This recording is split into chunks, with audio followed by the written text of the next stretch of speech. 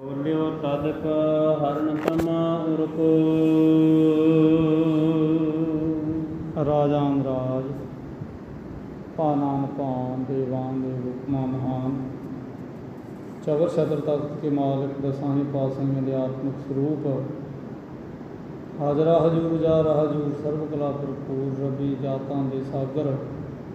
ਸਤਿਗੁਰੂ ਗੁਰੂ ਗ੍ਰੰਥ ਸਾਹਿਬ ਮਹਾਰਾਜ ਜੀਆਂ ਦੀ ਪਾਵਨ ਪਵਿੱਤਰ ਹਜ਼ੂਰੀ ਅੰਦਰ ਸੰਧਿਆ ਸਮੇਂ ਨੂੰ ਸਫਲ ਬਣਾ ਰਹੇ ਗੁਰੂ ਪਿਆਰੇ ਗੁਰੂ ਸਵਾਰੇ ਸਤਸੰਗੀ ਜਨਮ ਵਡਭਾਗੇ ਹਾਂ, ਜਿਨ੍ਹਾਂ ਨੂੰ ਹਰ ਰੋਜ਼ ਦੀ ਤਰ੍ਹਾਂ ਸਤਿਗੁਰੂ ਦੇਵ ਜੀ ਦੀ ਪਾਕ ਪਵਿੱਤਰ ਹਜ਼ੂਰੀ ਅੰਦਰ ਬੈਠ ਕਰ ਧੰਨ ਗੁਰੂ ਨਾਨਕ ਸਾਹਿਬ ਮਹਾਰਾਜ ਜੀਆਂ ਦੇ ਜੀਵਨ ਦੀ ਇਤਿਹਾਸਕ ਵਿਚਾਰਤਾਂ ਸਰਵਣ ਕਰਨ ਦਾ ਅਤੇ ਵਿਚਾਰਨ ਦਾ ਸ਼ੁਭ ਸਮਾਂ ਪ੍ਰਾਪਤ ਹੋ ਰਿਹਾ ਹੈ। ਸੋ ਕੱਲ੍ਹ ਆਪਾਂ ਪ੍ਰਸੰਗ ਵਿੱਚ ਵਿਚਾਰ ਸਮਝਿਆ ਕਿ ਸਤਿਗੁਰੂ ਦੇਵ ਕਾਜੀ ਕੁਤਬਦੀਨ ਤਾਈ ਇੱਕ ਨਹੀਂ ਅਨੇਕਾਂ ਹੀ ਸਮੱਸਿਆ ਦਾ ਨਿਵਾਰਨ ਕਰਦੇ ਹੈ, ਅਤੇ ਜਿਹੜਾ ਬਹੁਤਾ ਜ਼ਿਆਦਾ ਮੋਹ ਦਾ ਭਰਮ ਜਾਲ ਜੀਵਨ ਵਿੱਚ ਪਿਆ ਹੋਇਆ ਸੀ ਉਹਦਾ ਨਿਵਾਰਨ ਹੁੰਦਾ ਹੈ, ਅਤੇ ਅਖੀਰ ਨੂੰ ਕਾਜੀ ਕੁਤਬਦੀਨ ਅੱਲਾਹ ਦੀ ਬੰਦਗੀ ਵਿੱਚ ਜੁੜਦਾ ਹੈ। ਇੱਧਰ ਬਾਬਾ ਕਲਿਆਣ ਦਾਸ ਨੂੰ ਆਪਣੇ ਪੁੱਤਰ ਮੋਹ ਕਰਕੇ ਜੋ ਬਹੁਤਾ ਜ਼ਿਆਦਾ ਫਿਕਰ ਹੋਇਆ ਸੀ ਕਿ ਬਾਲ ਤਾਂ ਕੀ ਹੋ ਗਿਆ, ਕਿ ਬੋਲ ਨਹੀਂ ਰਹੇ, 2 ਦਿਨ ਹੋ ਗਏ, ਅੱਖਾਂ ਨਹੀਂ ਖੋਲ੍ਹ ਰਹੇ, ਤੋ ਸਾਰਿਆਂ ਦਾ ਇਹ ਚਿੱਤ ਦਾ ਭਰਮ ਵੀ ਦੂਰ ਹੈ ਕਿ ਬਾਲਕ ਠੀਕ ਹੈ, ਸਮਾਪਤੀ ਚਾਲ ਚੱਲਿਆ ਹੈ, ਕਿ ਸਰੀਰ ਕਰਕੇ ਬਾਲ ਗੁਰੂ ਨਾਨਕ 9 ਵਰ੍ਹਿਆਂ ਦਾ ਹੋਇਆ। ਅਤੇ ਬਾਬਾ ਕਲਿਆਣ ਦਾਸ ਨੇ ਕੁਲ ਰੀਤ ਮੁਤਾਬਕ ਆਪਣੇ ਪੁੱਤਰ ਤਾਂ ਹੀ ਜਨੇਊ ਦੀ ਰਸਮ ਕਰਨ ਦੀ ਵਿਚਾਰ ਆਪਣੀ ਇਸਤਰੀ ਮਾਤਾ ਤ੍ਰਿਪਤਾ ਜੀ ਦੇ ਨਾਲ ਵਿਚਾਰੀ ਹੈ, ਅਤੇ ਮਾਤਾ ਤ੍ਰਿਪਤਾ ਜੀ ਨੇ ਕਿਹਾ ਕਿ ਗੱਲ ਬਿਲਕੁਲ ਠੀਕ ਹੈ, ਰਸਮ ਕੀਤੀ ਜਾਣੀ ਚਾਹੀਦੀ ਹੈ ਕੁਲ ਰੀਤ ਮੁਤਾਬਕ। ਪੰਡਤ ਹਰਦਿਆਲ ਜੀ ਨੂੰ ਬੁਲਾਇਆ ਗਿਆ ਕਿ ਹਰਦਿਆਲ ਜੀ ਆਏ ਹੈ, ਦਿਨ ਨਿਯਤ ਹੋਇਆ, ਅਤੇ ਸਾਰੀ ਹੁਣ ਸਮੱਗਰੀ ਲਿਖ ਦਿੱਤੀ ਜਾਂਦੀ ਹੈ, ਸਮੱਗਰੀ ਮੰਗਾ ਲਈ ਜਾਂਦੀ ਹੈ, ਸਾਕ ਸੰਬੰਧੀਆਂ ਤਾਈਂ ਬੁਲਾ ਲਿਆ ਜਾਂਦਾ ਹੈ, ਸਾਰੇ ਉਹ ਵੀ ਆ ਜਾਂਦੇ ਹੈ, ਨਿਯਤ ਕੀਤਾ ਦਿਨ ਵੀ ਆ ਜਾਂਦਾ। ਪੰਡਤ ਹਰਦਿਆਲ ਜੀ ਜਨੇਊ ਲੈ ਕੇ ਹੁਣ ਘਰ ਬੈਠ ਕੇ ਸੋਹਣੇ ਚੌਕੇ ਦੇ ਉੱਪਰ ਵੇਦ ਮੰਤਰਾਂ ਦਾ ਉਚਾਰਨ ਕਰਦੇ ਹੈ। ਜਾਦੀ ਬਾਲ ਗੁਰੂ ਨਾਨਕ ਤਾਂ ਹੀ ਹੁਣ ਪਹਿਨਾਉਣ ਲੱਗੇ, ਅਤੇ ਅੱਗੋਂ ਬਾਲ ਗੁਰੂ ਨਾਨਕ ਨੇ ਸਵਾਲ ਕੀਤਾ ਕਿ ਜੇ ਮੈਂ ਨਾ ਪਹਿਨਾਂ ਤਾਂ ਕੀ ਨੁਕਸਾਨ ਹੋਵੇਗਾ, ਅਤੇ ਜੇ ਮੇਰੇ ਤਾਈਂ ਪਹਿਨਿਆ ਜਾਏਗਾ ਤਾਂ ਇਹਦੇ ਕੀ ਇਹਦਾ ਫਾਇਦਾ ਹੋਵੇਗਾ, ਇਹਦਾ ਮੇਰੇ ਤਾਈਂ ਕੁਝ ਮਹੱਤਮ ਦਰਸਾਉਣਾ ਅਤੇ ਸੁਣਾਉਣਾ ਕਰੋ, ਅਤੇ ਫਿਰ ਮੇਰੇ ਤਾਈਂ ਇਹ ਜਨੇਊ ਪਹਿਨਾ ਦੇਣਾ ਦਿੱਤਾ ਜਾਏ। ਇਹ ਸਵਾਲ ਕੀਤਾ ਹੈ ਪੰਡਤ ਹਰਦਿਆਲ ਜੀ ਤਾਈਂ, ਅਤੇ ਆਪਾਂ ਪ੍ਰਸੰਗ ਇੱਥੋਂ ਤਾਈਂ ਵਾਚਿਆ ਸੀ। ਸੋ ਅਗਲੀ ਵਿਚਾਰਨ ਤੋਂ ਪਹਿਲਾਂ ਸਾਰੇ ਅਸੀਸ ਬਖਸ਼ੋ, ਗੁਰੂ ਚਰਨਾਂ ਵਿੱਚ ਲਵਾਓ ਹਾਜ਼ਰੀ। ਬਾਹਰਮੁਖੀ ਮਨ ਦੇ ਵਿਚਾਰ ਤਾਂ ਹੀ ਅੰਤਰਮੁਖੀ ਕਰਨ ਦਾ ਯਤਨ ਕਰੀਏ।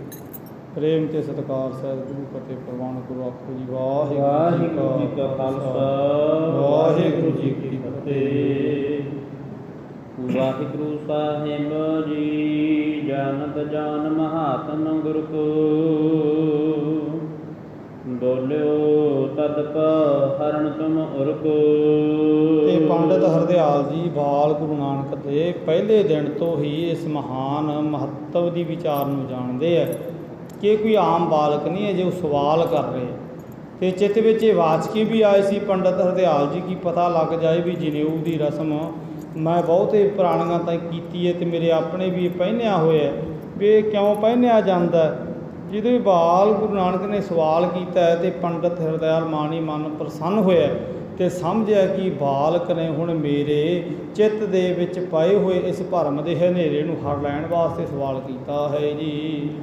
ਜਿਜ ਛਤਰੀ ਕੋ ਧਰਮ ਸੁ ਧਰਈ, ਜਗ ਪਵਿੱਤ ਸੁ ਪਾਵਨ ਕਰਈ। ਅਤੇ ਆਪਣੇ ਬੰਦੂਆਂ ਹੁਣ ਜਵਾਬ ਦੇਣ ਲੱਗਿਆ ਪੰਡਤ ਹਰਦਿਆਲ ਵੀ ਜਦੋਂ ਛਤਰੀ ਤਾਈਂ ਇਹ ਜਨੇਊ ਦੀ ਰਸਮ ਕੀਤੀ ਜਾਂਦੀ ਹੈ ਨਾ, ਅਤੇ ਫਿਰ ਬ੍ਰਾਹਮਣ ਉਹਦਾ ਗੁਰੂ ਹੁੰਦਾ, ਅਤੇ ਬ੍ਰਾਹਮਣ ਗੁਰੂ ਹੋਣ ਦੇ ਨਾਤੇ ਫਿਰ ਛਤਰੀ ਤਾਈਂ ਇਹ ਫਿਰ ਵੇਦ ਮੰਤਰਾਂ ਦਾ ਉਚਾਰ ਕਰਦੇ, ਜਿਹੜੀ ਜੁਗਾਂ ਜੁਗੰਤਰਾਂ ਤੋਂ ਚੱਲੀ ਆ ਰਹੀ ਰਸਮ ਜਨੇਊ ਦੀ ਅਦਾ ਕਰਦਾ ਹੈ ਜੀ। ਜਾਦਵ ਰੀਤ ਨ ਅਸ ਅਨੁਸਾਰੀ, ਤਾਦਕ ਨਹਿ ਚੌਕੀ ਅਧਿਕਾਰੀ। ਅਤੇ ਹੋਰ ਇਸ ਰਸਮ ਨੂੰ ਹੁਣ ਦੂਜਾ ਕੋਈ ਜੀਵ ਆਪਣੇ 'ਤੇ ਕਰ ਨਹੀਂ ਸਕਦਾ। ਹੁਣ ਕੇਵਲ ਪੰਡਤ ਕੋਲ ਅਧਿਕਾਰ ਹੈ ਜਨੇਊ ਪਹਿਨਾਉਣ ਦਾ, ਅਤੇ ਫਿਰ ਪੰਡਤ ਇਸ ਆਪਣੇ ਕਰਮ ਤਾਂ ਹੀ ਨਿਭਾਉਂਦੇ ਹੈ ਜੀ। ਦੇਜ ਬਾਹਜ ਕੋ ਇਸਮਾ ਇਸ ਬਿਨ ਧਰਮਾ ਰਹਿਤ ਨਹੀਂ ਬੂਝਹੁ ਇਹ ਮਰਮਾ। ਤੇ ਇਸ ਭੇਦ ਨੂੰ ਹੁਣ ਕੇਵਲ ਪੰਡਤ ਹੀ ਜਾਣਦਾ ਹੈ, ਕਿਉਂਕਿ ਉਹਨੂੰ ਹੁਣ ਵੇਦਾਂ ਦਾ ਗਿਆਨ ਹੈ ਤੇ ਵੇਦ ਮੰਤਰਾਂ ਦਾ ਉਚਾਰਨ ਕਰਦੇ ਹੋਏ ਫਿਰ ਅਸੀਂ ਪੰਡਤ ਲੋਕ ਇਸ ਕਾਰਜ ਤਾਂ ਹੀ ਕਰਦੇ ਹਾਂ ਜੀ। ਵੇਦਨ ਸੋ ਵੇਦਨ ਵਿਦ ਸੋ ਜਬ ਗੁਰ ਪਾਵਹੀ ਨਿਜ ਬਾਹਜ ਨਿਜ ਭਾਰਾ ਧਰਮ ਨਿਜ ਧਰਮ ਹੈ ਆਵਹੀ। ਤੇ ਜਦੋਂ ਪੰਡਤ ਤਾਂ ਹੀ ਕੋਈ ਛਤਰੀ ਇਹ ਰਸਮ ਕਰਵਾ ਲੈਂਦਾ ਹੈ ਤੇ ਫਿਰ ਉਹ ਪੰਡਤ ਉਹਦਾ ਗੁਰੂ ਹੋ ਜਾਂਦਾ ਹੈ ਤੇ ਉਹ ਫਿਰ ਅਸਲੀ ਛਤਰੀ ਧਰਮ ਤਾਂ ਹੀ ਫਿਰ ਦ੍ਰਿੜ ਉਹ ਕਰ ਲੈਂਦਾ ਹੈ ਪੰਡਤ ਪਾਸੋਂ ਜੀ। ਸੋਨਾ ਪ੍ਰੋਦਾ ਕੇ ਬਚਨ ਕਿਰਪਾਲਾ ਕਮਲ ਬਦਨਮ ਮਹਿੰਗਰਾ ਰਸਾਲਾ। ਤੇ ਪੰਡਤ ਹਰਦਿਆਲ ਜੀ ਨੇ ਆਪਣੇ ਵੱਲੋਂ ਜਿੰਨੀ ਕੁ ਗੱਲ ਦੀ ਸਮਝ ਸੀ ਉਨੀ ਕੁ ਗੱਲ ਹੁਣ ਬਾਲ ਗੁਰੂ ਨਾਨਕ ਤਾਂ ਹੀ ਸੁਣਾਈ ਹੈ। ਤੇ ਇੱਧਰ ਜਦੋਂ ਹੀ ਕਮਲ ਮੁਖ ਜੈਸੇ ਸੋਹਣੇ ਸਰੂਪ ਬਾਲ ਗੁਰੂ ਨਾਨਕ ਨੇ ਇਹ ਬਚਨ ਸੁਣੇ ਹੈ ਜੀ। ਦੇਜ ਬਾਹਜ ਕੋ ਧਰਮ ਜਵਾਹੀ ਗੁਰ ਮੈਂ ਪਾਏ ਸੂਤ ਰਹਾਹੀ ਘਰ ਮੈਂ ਪਾਏ ਰੂ ਸੂਤ ਰਹਾਹੀ। ਤੇ ਸਤਿਗੁਰ ਦੇਵ ਜੀ ਨੇ ਸਵਾਲ ਕੀਤਾ, ਜੇ ਖੱਤਰੀ ਤਾਂ ਹੀ ਪੰਡਤ ਜਨੇਊ ਗੁਰੂ ਹੋਣ ਦੇ ਨਾਤੇ ਪਹਿਨਾਉਂਦਾ ਫਿਰ ਉਹ ਪਹਿਨਿਆ ਹੋਇਆ ਸੂਤ ਤਾਂ ਫਿਰ ਸੂਤ ਹੀ ਰਹਿੰਦਾ, ਫਿਰ ਉਹਦੇ ਨਾਲ ਪਹਿਨਣ ਵਾਲੇ ਪ੍ਰਾਣੀ ਤਾਂ ਕੀ ਲਾਭ ਹੁੰਦਾ ਹੈ ਜੀ। ਜਦੋਂ ਧਰਮ ਕਰੇ ਤੇ ਰਹੀ ਰਹੀ ਦਇਆਦ ਤੇ ਦਇਆਦ ਜੇ ਸੁਭ ਨਿਰਭਈ। ਹੁਣ ਫਾਇਦਾ ਤੇ ਤਾਂ ਹੋਵੇ ਨਾ ਪਹਿਨਣ ਵਾਲੇ ਨੂੰ, ਜੇ ਪਹਿਨਣ ਵਾਲਾ ਆਪਣੇ ਤਾਂ ਹੀ ਕੋਈ ਸ਼ੁਭ ਗੁਣਾਂ ਨੂੰ ਅਖਤਿਆਰ ਕਰੇ। ਹੁਣ ਤੁਸੀਂ ਵੇਦ ਮੰਤਰਾਂ ਦਾ ਉਚਾਰਨ ਕੀਤਾ ਤੇ ਆ ਜਨੇਊ ਤਿਆਰ ਕਰਕੇ ਲਿਆਂਦਾ ਤੇ ਮੇਰੇ ਤੇ ਹੁਣ ਪਹਿਨਾ ਰਹੇ ਹੋ। ਹੁਣ ਮੇਰੇ ਤਾਂ ਹੀ ਇਹ ਜਨੇਊ ਹੁਣ ਕੋਈ ਪ੍ਰੇਰਨਾ ਸਰੋਤ ਵੀ ਹੋਵੇ, ਮੇਰੇ ਜੀਵਨ ਦਾ ਕੁਝ ਸਵਾਰ ਦਾ ਵੀ ਹੋਵੇ, ਕੋਈ ਮੇਰੇ ਤਾਂ ਹੀ ਸਤ ਸੰਤੋਖ ਦਇਆ ਧਰਮ ਧੀਰਜ ਦੀ ਕੋਈ ਵਿਚਾਰ ਵੀ ਦਰਸਾਉਂਦਾ ਹੋਵੇ, ਫਿਰ ਤੇ ਮੇਰੇ ਤਾਂ ਹੀ ਇਹ ਪਹਿਨਣਾ ਵੀ ਕੋਈ ਲਾਭਦਾਈ ਹੈ ਜੀ। ਪਾਏ ਸੂਤ ਗਰ ਕਰਤ ਕੁਕਰਮਾ ਧਨ ਹਿਤ ਹਿੰਸਾ ਧਰੋਹਿ ਅਧਰਮਾ। ਤੇ ਜੇ ਹੁਣ ਕਿਸੇ ਜੀਵ ਨੇ ਸੂਤ ਦਾ ਜਨੇਊ ਵੀ ਪਹਿਨਿਆ, ਧਰਮ ਤੋਂ ਹੀਣਾ ਵੀ ਉਹ ਹੈ, ਪਰ ਆਪਣੇ ਆਪ ਨੂੰ ਜਨੇਊ ਪਹਿਨ ਕੇ ਧਰਮੀ ਸਤਵਾਉਂਦਾ ਤੇ ਪਰ ਜੇ ਉਹ ਕਰਦਾ ਕੁਕਰਮ ਹੈ, ਕਰਦਾ ਹੁਣ ਧਨ ਪਦਾਰਥ ਵਾਸਤੇ ਬਹੁਤ ਜ਼ਿਆਦੇ ਜ਼ੋਰ ਤੇ ਜ਼ਬਰ ਹੈ ਜੀ। ਅੰਤ ਪਰਯੰਤ ਦੁਸ਼ਟਾ ਧਾਰੇ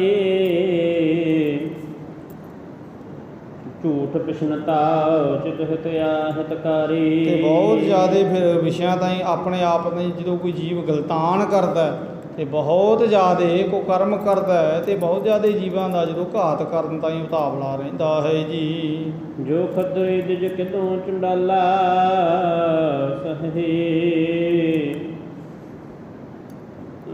ਸਹੇ ਜਾਏ ਜਮ ਦੰਡ ਬਿਸਾਲਾ। ਤੇ ਗੁਰਦੇਵ ਕਹਿਣ ਲੱਗੇ ਫਿਰ ਉਹ ਖੱਤਰੀ ਦਾ ਪਹਿਨਿਆ ਹੋਇਆ ਜਨੇਊ ਦਾ ਕੀ ਕਰੇਗਾ। ਫਿਰ ਇਹਦੇ ਵਿੱਚ ਤੇ ਪੰਡਤ ਜੀ ਤੁਸੀਂ ਵੀ ਦੋਸ਼ੀ ਹੋ, ਕਿਉਂਕਿ ਜਿਸ ਜਜਮਾਨ ਤਾਈਂ ਜਿਸ ਖੱਤਰੀ ਦਾ ਹੀ ਤੁਸੀਂ ਇਹ ਸੂਤ ਦਾ ਜਨੇਊ ਪਹਿਨਾਇਆ, ਉਹਨੇ ਆਪਣੇ ਜੀਵਨ ਵਿੱਚ ਨਾ ਦਇਆ ਨਾ ਸਤ ਨਾ ਸੰਤੋਖ ਨਾ ਧਰਮ ਕਮਾਉਣਾ ਕੀਤਾ ਤੇ ਉਹਨੇ ਤੇ ਚੰਡਾਲਾਂ ਜੈਸੇ ਕਰਮ ਕਰਨਾ ਕੀਤੇ, ਜਿਹਦੇ ਕਾਰਨ ਕਰਕੇ ਫਿਰ ਉਹ ਪ੍ਰਾਣੀ ਆਪਣੇ ਕੀਤੇ ਹੋਏ ਕਰਮਾਂ ਦੀ ਸਜ਼ਾ ਭੋਗਦਾ ਹੈ ਜੀ। ਕੌਣ ਜਨੇਊ ਤੇ ਫਲ ਦੀਨਾ ਪਾਇਓ ਨਰਕ ਇਹਾਂ ਅਗ ਕੀਨਾ। ਤੇ ਫਿਰ ਕੀ ਫਾਇਦਾ ਹੋਇਆ ਜਨੇਊ ਪਹਿਨਣ ਦਾ, ਇੱਥੇ ਵੀ ਪਾਪ ਕਰਦਾ ਰਿਹਾ ਜੀਵ ਤੇ ਮਰ ਕੇ ਵੀ ਫਿਰ ਨਰਕ ਦਾ ਵਾਸੀ ਹੋਇਆ। ਤਾਂ ਤੇ ਫਿਰ ਇਸ ਜਨੇਊ ਦਾ ਕੋਈ ਮਹੱਤਵ ਵੀ ਤੇ ਦਰਸਾਉਣਾ ਕਰੋ ਨਾ, ਜਿਹੜਾ ਹੁਣ ਤੁਸੀਂ ਮੇਰੇ ਤਾਈਂ ਬਣਾ ਰਹੇ ਹੋ ਜੀ। ਸੁਣ ਕਰ ਬਚ ਦਿਜਾ ਦਿਜ ਬਰ ਜੇ ਬੈਸੇ ਭਏ ਨਸ਼ਟ ਕੁਛ ਆਵ ਨ ਜੈਸੀ। ਤੋਂ ਬਾਅਦ ਗੁਰੂ ਨਾਨਕ ਦੇ ਬਚਨ ਸੁਣਾਏ ਹੈ ਪੰਡਤ ਹਰਦਿਆਲ ਜੀ ਤਾਂ, ਤੇ ਜਿਹੜੇ ਇਰਦ ਗਿਰਦ ਹੋਰ ਪੰਡਤ ਬੈਠੇ ਸੀ ਉਹ ਸਾਰੇ ਮਸਤ ਚੁੱਪ ਕਰਕੇ ਜਿਵੇਂ ਉਹਨਾਂ ਦੇ ਜਵਾਨ ਹੀ ਨਹੀਂ ਹੁੰਦੀ ਜੀ। ਸਨਮੁਖ ਉਤਰ ਦੇਤ ਨ ਕਉ ਕਹਿਤ ਸਤ ਸਮਝਤਾ ਜਤ ਸਉ। ਤੇ ਕੋਈ ਵੀ ਇਹਨਾਂ ਸੱਚੇ ਵਚਨਾਂ ਦਾ ਜਵਾਬ ਦੇਣ ਦੀ ਆਪਣੇ ਤਾਂ ਸਮਰੱਥਾ ਨਹੀਂ ਜੁਟਾ ਰਿਹਾ ਜੀ। ਕਦਬ ਸੁਣਨ ਕੀ ਬਚੇ ਬਲਾਖਾ ਪ੍ਰੋਹਤ ਤੈ ਹਰਦਿਆਲ ਇਮ ਭਾਖਾ। ਔਰ ਪੰਡਤ ਹਰਦਿਆਲ ਦੇ ਚਿੱਤ ਵਿੱਚ ਇੱਛਾ ਸੀ ਵੀ ਮੇਰੇ ਤਾਈਂ ਦੱਸਿਆ ਜਾਏ, ਤੇ ਉਹਦੇ ਤਾਈਂ ਜਿੰਨਾ ਕੁ ਗੱਲ ਦਾ ਪਤਾ ਸੀ ਉਹਨੇ ਜਨਾਬ ਹੀ ਦਿੱਤੀ ਤੇ ਅੱਗੋਂ ਬਾਲ ਗੁਰਦੇਵ ਨੇ ਇਹ ਵੀ ਜਵਾਬ ਦੇ ਦਿੱਤਾ। ਪਰ ਹੁਣ ਅਗਲੀ ਗੱਲ ਜਿਹੜੀ ਹੁਣ ਗੁਰਦੇਵ ਜਣਾਉਣਾ ਚਾਹੁੰਦੇ ਹੈ ਤੇ ਪੰਡਤ ਹਰਦਿਆਲ ਨੇ ਉਹ ਜਾਣਨੀ ਚਾਹੀ ਹੈ ਤੇ ਆਪਣੇ ਤਾਈਂ ਫਿਰ ਇੰਜ ਬੇਨਤੀ ਸਰੂਪ ਹੋ ਬੇਨਤੀ ਕੀਤੀ ਹੈ ਜੀ। ਕੌਣ ਜੰਨੂ ਤੇ ਜਾਏ ਨ ਨਰਕਾ, ਜਾਂਦੇ ਜਾਮੋ ਨਹੀਂ ਕਰਹੇ ਕੁਤਰਕਾ।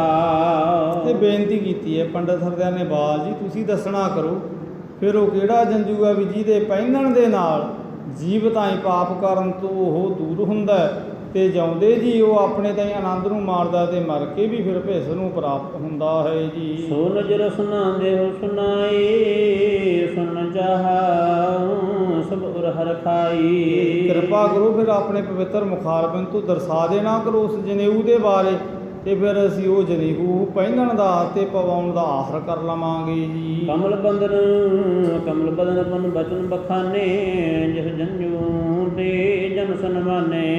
ਸਾਹਿਬ ਜੀ ਦੇ ਜਦੋਂ ਬੇਨਤੀ ਪੰਡਤ ਹਰਦਿਆਲ ਦੀ ਆਪਣੀ ਤਾਈਂ ਸੁਣੀ ਹੈ ਤੇ ਆਪਣੇ ਪਵਿੱਤਰ ਮੁਖਾਰਬਿੰਦ ਤੋਂ ਗੁਰਦੇਵ ਨੇ ਫਿਰ ਅਸਲੀ ਜੰਜੂ ਦੀ ਵਿਚਾਰ ਦਰਸਾਈ ਇੰਝ ਹੈ ਜੀ। ਸ਼ਲੋਕ ਮਹਲਾ ਪਹਿਲਾ,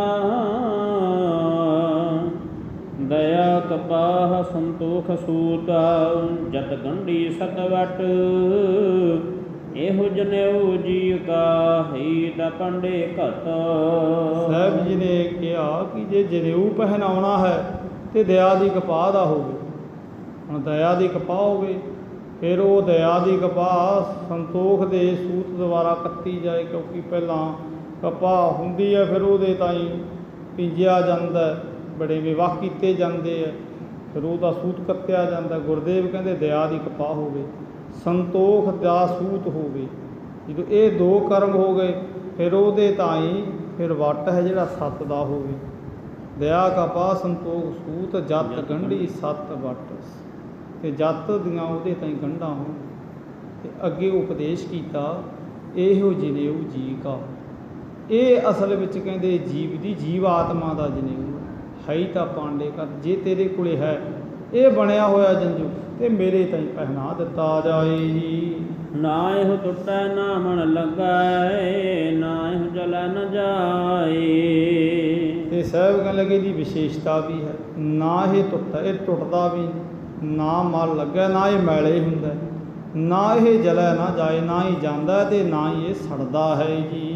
ਧਨ ਸੁਮਾਨੁਸ ਨਾਨਕਾ, ਜੋ ਗਲ ਚੱਲੇ ਪਾਈ। ਤੇ ਧਨ ਹਨ ਉਹ ਮਨੁੱਖ ਜਿਨ੍ਹਾਂ ਨੇ ਇਸ ਜੰਜੂ ਨੂੰ ਆਪਣੇ ਤਾਈਂ ਪਹਿਨਿਆ ਹੋਇਆ ਹੈ ਜੀ। ਚੌਪਈ ਛੁਆਚੁ ਸੁਠਿਰ, ਇਹੋ ਲਖੋ ਜਨੇਊ, ਗਰਮ ਹੈ ਪਹਿਰਾ ਵਿਰਲੇ ਕੇਊ। ਸਤਿਗੁਰ ਦੇਵ ਜੀ ਕਹਿ ਲਗੇ ਇਹੋ ਜੀ ਕਹਿੰਦੇ ਸਾਫ ਸੁਥਰੀ ਕਪਾਹ ਨੂੰ ਕੱਤ ਕੇ ਤੇ ਹੁਣ ਸੰਤੋਖ ਸਹਿਤ ਕੱਤਿਆ ਹੋਇਆ ਸੂਤ ਹੋਵੇ, ਉਹਦੇ ਦੁਆਰਾ ਬਣਿਆ ਹੋਇਆ ਜੰਜੂ ਹੁਣ ਕੋਈ ਵਿਰਲਾ ਹੀ ਜੀਵ ਆਪਣੇ ਦਾ ਅਖਤਿਆਰ ਕਰਦਾ ਹੈ ਜੀ। ਜਿਹ ਨਰ ਗਰਮ ਹੈ ਧਾਰਨ ਕੀਨਾ, ਧਨ ਸੇ ਨਰ ਕੀਨੇ ਦੁਖ ਸੀਨਾ।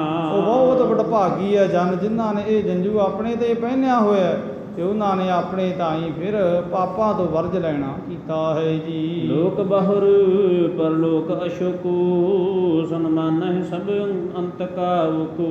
ਉਹ ਫਿਰ ਆਪਣਾ ਲੋਕ ਤੇ ਆਪਣਾ ਪਰਲੋਕ ਦੋਨੇ ਸਵਾਰ ਲੈਂਦੇ ਹੈ ਤੇ ਲੋਕ ਪਰਲੋਕ ਦੇ ਵਿੱਚ ਜਿਹੜਾ ਕੋਈ ਸ਼ੋਕ ਨਾਮ ਦੁੱਖ ਦਾ ਨਿਵਾਰਨ ਕਰ ਲੈਂਦੇ ਹੈ ਜੀ। ਅਸਬਿਦ ਕੋ ਜੇ ਹੈ ਤੁਮ ਪਸੂ, ਅਸਬਿਦ ਕੋ ਜੇ ਹੈ ਤੁਮ ਪਸੂ। ਗਰ ਮੁਝ ਪਾਵਹੁ ਦੁਕ੍ਰਿਤ ਨਾਸੂ। ਤੇ ਜੇ ਇਹੋ ਜਿਹਾ ਤੁਹਾਡੇ ਕੋਲੇ ਜਨੇਊ ਹੈ ਤਾਂ ਮੇਰੇ ਪਾ ਦਿਓ, ਜਿਹੜਾ ਮੇਰੇ ਚਿੱਤ ਵਿੱਚ ਦੁਕ੍ਰਿਤ ਵੀ ਮਾੜੀ ਕਿਰਤ ਦੀ ਵਿਚਾਰ ਤਾਈਂ ਹਰਨ ਦੀ ਸਮਰੱਥਾ ਰੱਖਦਾ ਹੈ ਜੀ। ਕਰਤ ਸੂਤ ਕੋ ਗ੍ਰੰਥ ਨ ਪਾਏ, ਜਲ ਜਾਵਹਿ ਹੋ ਸੰਗ ਨ ਜਾਈ। ਜਿਹੜਾ ਤੁਸੀਂ ਮੇਰੇ ਤੇ ਪਹਿਨਾ ਰਹੇ ਹੋ ਕਿਤੇ ਮੈਲਾ ਵੀ ਹੁੰਦਾ ਤੇ ਜਿੱਥੇ ਮੈਲਾ ਹੁੰਦਾ ਉੱਥੇ ਸਮਾਂ ਆਉਣ ਤੇ ਜਲ ਸਵਾਹ ਵੀ ਹੋ ਜਾਂਦਾ ਹੈ ਜੀ।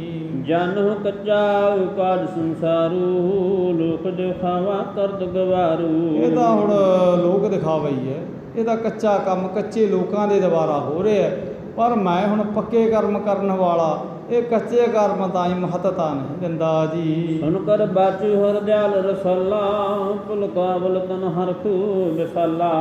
ਜੋ ਪਵਿੱਤਰ ਬਚਨ ਸੁਣੇ ਹੈ ਤੇ ਬਹੁਤ ਜ਼ਿਆਦਾ ਆਨੰਦਿਤ ਹੋਏ ਹੈ ਪੰਡਤ ਹਰਦਿਆਲ ਤੇ ਹੁਣ ਪੰਡਤ ਹਰਦਿਆਲ ਦੀ ਖੁਸ਼ੀ ਦਾ ਕੋਈ ਪਾਰਾਵਾਰ ਨਹੀਂ ਹੈ ਜੀ। ਮੈਂ ਪੂਰਬ ਜੋ ਗਿਰਾ ਉਬਾਚੀ ਬਿਨ ਸੰਸਾਰ ਜੋਤੀ ਸਭ ਸਾਚੀ। ਤੇ ਆਪਣੇ ਚਿੱਤ ਵਿੱਚ ਹੀ ਪੰਡਤ ਜੀ ਕਹਿ ਰਹੇ ਹੈ, ਆਪਣੇ ਮਨ ਤਾਂ ਹੀ ਕਹਿ ਰਹੇ ਹੈ ਕਿ ਮੈਂ ਜਿਹੜੀ ਚਿੱਤ ਵਿੱਚ ਵਿਚਾਰ ਲੈ ਕੇ ਆਇਆ ਸੀ, ਜਿਹੜੀ ਮੈਂ ਵਿਚਾਰ ਸੁਣਨੀ ਚਾਹੁੰਦਾ ਸੀ, ਉਹ ਇਸ ਬਾਲ ਨੇ ਮੇਰੇ ਅੰਦਰ ਦੀ ਵੇਦਨਾ ਨੂੰ ਜਾਣਦੇ ਹੋ ਠੀਕ ਸੱਚੀ ਦਰਸਾ ਦਿੱਤੀ ਹੈ ਜੀ। ਲੱਖ ਹੈ ਬਿਰਲੇ ਬਹੁ ਨ ਜਾਨਾ ਜੇ ਬਾਚੇ ਸੋਨੇ ਮਮ ਮਨ ਠਹਿਰਨਾ। ਤੇ ਸਮਝਿਆ ਕਿ ਵਾਕਈ ਗੱਲ ਠੀਕ ਹੈ ਵੀ ਇਹ ਜਨੇਊ ਤਾਂ ਅਸੀਂ ਅੱਜ ਤੱਕ ਨਾ ਪਹਿਨਿਆ ਤੇ ਨਾ ਕਿਸੇ ਦਾ ਹੀ ਪਹਿਨਾਇਆ, ਤੇ ਇਹ ਜਨੇਊ ਹੁਣ ਜਿਹੜੀ ਬਾਲਕ ਦੇ ਦੁਆਰਾ ਦੱਸੀ ਗਈ ਪਹਿਨਣ ਦੀ ਵਿਚਾਰ ਹੈ, ਇਹ ਤੇ ਆਪਣੇ ਆਪ ਦੇ ਵਿੱਚ ਬੜਾ ਸਿਰਮੌਰ ਤੇ ਮਹੱਤਤਾ ਰੱਖਦਾ ਹੈ ਜੀ। ਹਉ ਸੋ ਗਿਰਤਾਰਥ ਬੰਸ ਸਮੇਤਾ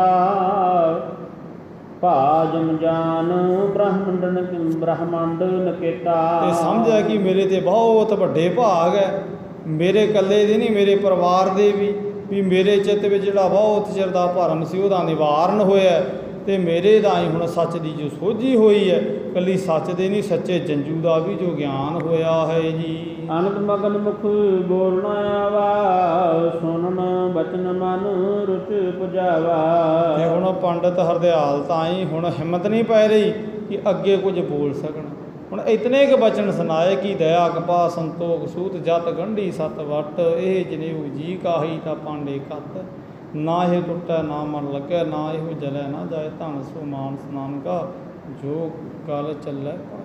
ਇਹ ਬਚਨ ਸੁਣੇ ਇਤਨਾ ਮੰਤਰ ਮੁਗਧ ਹੋਇਆ, ਤੇ ਹੁਣ ਬਹੁਤ ਆਪਣੇ ਆਪ ਨੇ ਬੜਭਾਗੀ ਤੇ ਆਪਣੇ ਆਪ ਨੇ ਕਿਰਤਾਰਥ ਹੋਇਆ ਸਮਝ ਰਿਹਾ ਕੌਣ ਪੰਡਤ ਹਰਦਿਆਲ, ਤੇ ਅੱਗੋਂ ਕੋਈ ਬਚਨ ਹੁਣ ਬੋਲਣ ਦੀ ਸਮਰੱਥਾ ਨਹੀਂ ਟੁਟਾ ਰਿਹਾ ਜੀ। ਅੰਤ ਜੇ ਦੇਜ ਅੰਤ ਜੇ ਦੇਵਜ ਵੈਸੇ ਸ਼ੁਭ ਨੀਤੀ ਸੋ ਬੋਲੇ ਲਖ ਪਸ਼ਲ ਰੀਤੀ। ਤੇ ਹੁਣ ਪੰਡਤ ਹਰਦਿਆਲ ਜੀ ਨੇ ਤੇ ਕੁਝ ਬੋਲਿਆ ਨਹੀਂ, ਪਰ ਜਿਹੜੇ ਹੋਰ ਪੰਡਤ ਬੈਠੇ ਸੀ ਉਹਨਾਂ ਨੇ ਹੁਣ ਪਿਛਲੀ ਵਿਚਾਰ ਨੂੰ ਲੱਖਦੇ ਹੋਏ ਵੀ ਬਾਲਕ ਤੇ ਹੁਣ ਇਨਕਾਰ ਹੀ ਕਰ ਰਿਹਾ, ਤੇ ਉਹਨਾਂ ਨੇ ਸਮਝਿਆ ਵੀ ਜੇ ਇਨਕਾਰ ਇੱਥੇ ਅੱਜ ਹੋ ਗਿਆ ਤੇ ਫਿਰ ਸਾਡੀ ਤਾਂ ਰੋਜੀ ਰੋਟੀ ਦਾ ਫਿਰ ਬਹੁਤ ਜ਼ਿਆਦਾ ਨੁਕਸਾਨ ਹੋ ਜਾਏਗਾ। ਉਹਨਾਂ ਨੇ ਉਸੇ ਸਮੇਂ ਬਾਲਕ ਤਾਈਂ ਆਪਣੇ ਚਿੱਤ ਵਾਲੀ ਵਿਚਾਰ ਦਰਸਾਈ ਜੀ। ਉਹ ਬਾਲਕ ਇਹ ਜਗ ਪਵਿੱਤਾ ਮੇਦ ਪੰਥ ਮਹਿ ਗਿਨਿਓ ਪੁਨੀਤਾ। ਕਹਿਣ ਲੱਗੇ ਐ ਬਾਲਕ ਆ ਤੁਸੀਂ ਕਿਹੜੇ ਜਨੇਊ ਦੀ ਗੱਲ ਕਰਦੇ ਹੋ? ਆ ਪੰਡਿਤ ਜੀ ਜਿਹੜਾ ਤੁਹਾਡੇ ਤੇ ਜਨੇਊ ਪਹਿਨਾਉਣ ਵਾਸਤੇ ਲਈ ਹੱਥ ਵਿੱਚ ਖੜੇ ਐ, ਇਹ ਹੁਣ ਜਨੇਊ ਅੱਜ ਅਸੀਂ ਤੁਹਾਡੇ ਤਾਈਂ ਪਹਿਲੇ ਦਿਨ ਨਹੀਂ ਪਵਾਉਣ ਲੱਗੇ, ਇਹ ਤੇ ਬਹੁਤ ਚਿਰ ਤੋਂ ਹੁਣ ਵੇਦਾਂ ਦੇ ਵਿੱਚ ਵਿਚਾਰ ਅੰਕਿਤ ਹੈ, ਤੇ ਬਹੁਤ ਯੁੱਗਾਂ ਤੋਂ ਇਹ ਹੁਣ ਜਨੇਊ ਪਹਿਨਾਉਣ ਦੀ ਰਸਮ ਚੱਲੀ ਆ ਰਹੀ ਹੈ ਜੀ। ਪਰੰਪਰਾ ਪਾਵਨ ਵਰ ਧਰਮਾ ਨਿਜ ਬਾਹਜ ਕੋ ਰਾਖਤ ਧਰਮਾ।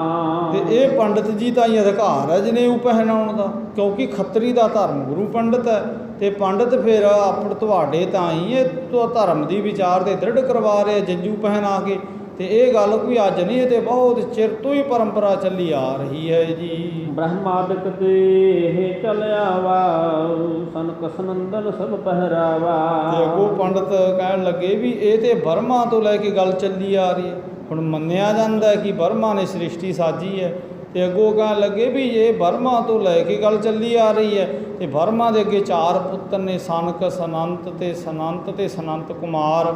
ਕਹਿਣ ਲੱਗੇ ਵੀ ਇਹ ਤਾਂ ਉਹਨਾਂ ਤਾਂ ਹੀ ਵੀ ਰਸਮ ਹੋਈ ਸੀ ਵੀ ਬਰਮਾ ਦੇ 4 ਪੁੱਤਰ ਜੋ ਹੋਏ ਹੈ ਉਹਨਾਂ ਤਾਂ ਹੀ ਵੀ ਇਹ ਜਨੇਊ ਪਹਿਨਾਇਆ ਗਿਆ ਸੀ, ਤਾਂ ਤੇ ਬਾਲਕ ਤੁਸੀਂ ਇਸ ਤਾਂ ਹੀ ਅਖਤਿਆਰ ਕਰਨਾ ਕਰੋ ਜੀ। ਇਹ ਮਕੀਨੀ ਉਕਤ ਨਵੀਨਾ ਪਹਿਲੋ ਇਹ ਤੋ ਸਾਮਤ ਪਰਬੀਨਾ। ਅਸੀਂ ਤੁਹਾਡੇ ਤਾਂ ਕੋਈ ਨਵੀਂ ਰੀਤ ਨਹੀਂ ਤੋਰ ਰਹੇ, ਇਹ ਤਾਂ ਪਹਿਲਾਂ ਤੋਂ ਜੋ ਰਸਮ ਚੱਲੀ ਆ ਰਹੀ ਅਸੀਂ ਤੇ ਉਸ ਰਸਮ ਨੂੰ ਵੀ ਤੁਹਾਡੇ ਦਾ ਜਾਂ ਨਿਭਾ ਰਹੇ ਹਾਂ, ਤੇ ਆਪਣਾ ਧਰਮ ਗੁਰੂ ਹੋਣ ਦਾ ਫਰਜ਼ ਅਦਾ ਕਰ ਰਹੇ ਹਾਂ ਜੀ। ਚਲੋ ਬਾਲ ਪਾਛਲ ਕੁਲ ਚਾਲੇ ਕਿਉਂ ਤੁਮ ਸਭ ਤੇਰਾ ਚਹੁ ਨਰਾਲੇ। ਤਾਂ ਤੇ ਬਾਲਕ ਤੁਸੀਂ ਆਪਣੀ ਕੁਲ ਰੀਤ ਮੁਤਾਬਕ ਆਪਣੇ ਪੁਰਖਿਆਂ ਵਾਲੀ ਚਾਲ ਚੱਲੋ, ਤੇ ਤੁਸੀਂ ਕਿਹੜੀ ਨਵੀਂ ਰੀਤ ਆਪਣੇ ਤਾਈਂ ਤੋਰਨੀ ਚਾਹ ਰਹੇ ਹੋ ਜੀ। ਸੁਨ ਸ਼੍ਰੀ ਨਾਨਕ ਬਚ ਜਿਜ ਬਰਕਾ ਬੋਲੇ ਤੇਹ ਮਤ ਕਰਚੋ ਤਰਕਾ। ਤੇ ਬਾਲ ਗੁਰਦੇਵ ਨੇ ਜਦੋਂ ਹੀ ਹੁਣ ਪੰਡਤ ਹਰਦਿਆਲ ਤੇ ਬੋਲਿਆ ਨਹੀਂ, ਕਿਉਂਕਿ ਉਹ ਤਾਂ ਇਤਨਾ ਮੰਤਰ ਮੁਗਧ ਹੋ ਗਿਆ ਬਚਨ ਸੁਣ ਕੇ।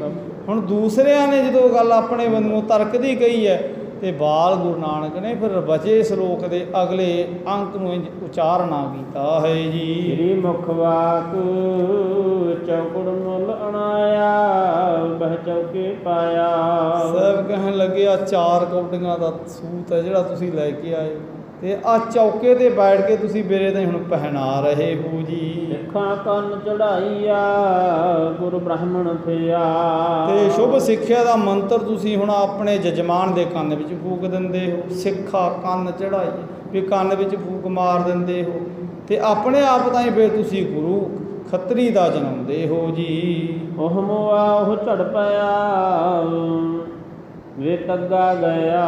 ਪਰ ਕਹਿੰਦੇ ਸਮੇਂ ਦੇ ਨਾਲ ਜਜਮਾਨ ਪਹਿਨਣ ਵਾਲਾ ਮਰ ਜਾਂਦਾ ਹੈ ਤੇ ਜਿਹਦੇ ਕਾਰਨ ਕਰਕੇ ਜਨੇਊ ਪਹਿਲਾਂ ਸੜਦਾ ਉਹ ਮੂਆ ਉਹ ਝੜ ਪਿਆ ਤੇ ਜਿਸ ਜਜਮਾਨ ਤੇ ਪਹਿਨਾਇਆ ਗਿਆ ਸੀ ਬੇਤੱਗਾ ਗਿਆ ਉਹ ਤਾਗੇ ਤੋਂ ਬਿਨਾ ਹੀ ਜਾਂਦਾ ਹੈ ਜੀ। ਚੌਪਈ ਅਸਬਿਦ ਕੋ ਦੇਜਾ ਦੇਹ ਜਨੇਊ ਚੌਕੜ ਬਿਕਤ ਮੋਲ ਨੇ ਤੇਊ। ਸਤਿਗੁਰ ਦੇਵ ਕਹਿਣ ਲੱਗੇ ਵੀ ਆ 4 ਕੌਡੀਆਂ ਦਾ ਜਿਹੜਾ ਮੁੱਲ ਵਿਕ ਰਿਹਾ ਜਨੇਊ ਹੈ ਹੁਣ ਇਹ ਮੇਰਾ ਕੀ ਸਵਾਰ ਸਕਦਾ ਜਿਹੜਾ ਆਪ ਹੀ ਹੁਣ ਕੌਡੀਆਂ ਦੇ ਭਾਅ ਵਿਕ ਰਿਹਾ ਤਾਗਾ ਹੈ ਤਾਂ ਤੇ ਮੇਰੇ ਤਾਈਂ ਇਹ ਹੁਣ ਸਵੀਕਾਰ ਨਹੀਂ ਹੈ ਜੀ। ਅਗਨ ਸੰਗ ਜਰੂ ਗਇਓ ਜਗ ਮਾਹੀ ਜਹ ਕਾਰਜ ਤਹੇ ਨਬਿ ਉਠਨਾਹੀ। ਤੇ ਇਹ ਤਾਂ ਜਗਤ ਵਿੱਚ ਹੀ ਸੜ ਕੇ ਸਵਾਹ ਹੋ ਗਿਆ ਵੀ ਜਦੋਂ ਹੁਣ ਮਸਾਣਾਂ ਦੇ ਵਿੱਚ ਪ੍ਰਾਣੀ ਦਾ ਦਾਹ ਕੀਤਾ ਜਾਂਦਾ ਇਹ ਤੇ ਉਦੋਂ ਹੀ ਸੜ ਜਾਂਦਾ ਤੇ ਹੁਣ ਇਹ ਪਹਿਨਣ ਦਾ ਤੇ ਤਾਂ ਲਾਭ ਸੀ ਜੇ ਅੱਗੇ ਜੀਵ ਦਾ ਕੁਝ ਸਵਾਰਦਾ ਪਰ ਇਹ ਤੇ ਇੱਥੇ ਹੀ ਪ੍ਰਾਣੀ ਦਾ ਸਾਥ ਛੱਡ ਦਿੰਦਾ ਹੈ ਜੀ। ਤੂੰ ਆਗੇ ਨਹਿ ਕਾਰਜਿਆ ਵਾ